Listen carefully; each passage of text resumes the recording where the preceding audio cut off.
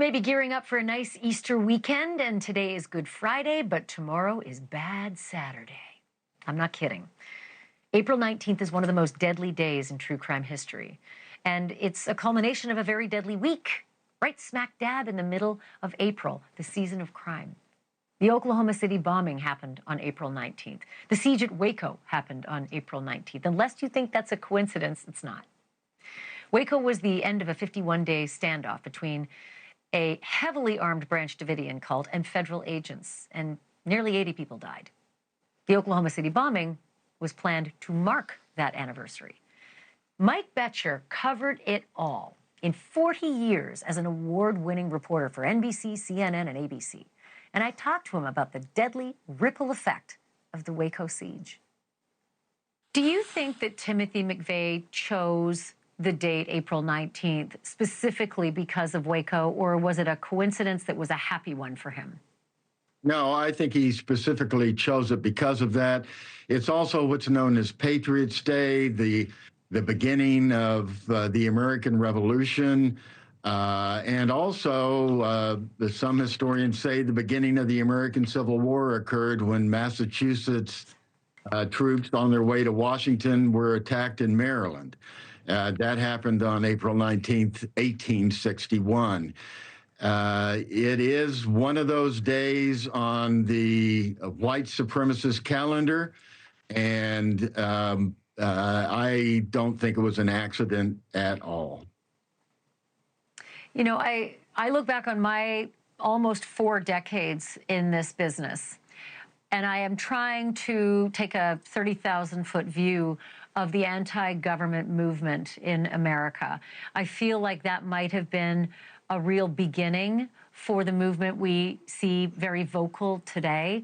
And I want to get your perspective on that. Do you think that that was the genesis of what we hear from those who are so anti-government today? It was part of the beginning. You know, there was a lot of buildup to this going back to the late 1970s and 1980s.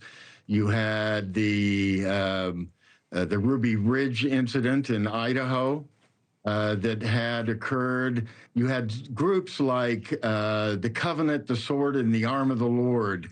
That was an Arkansas-based group that was militant. You had Aryan Nation. You had the Order, you know, bank robbers who were going around using those robberies to fund what they said would be attacks like Timothy McVeigh's in 1995.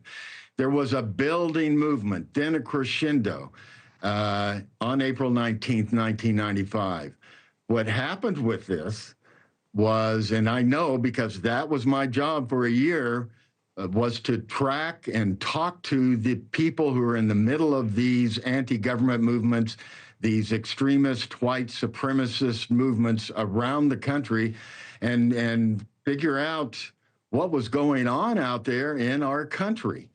And, the movement had gone underground at that point.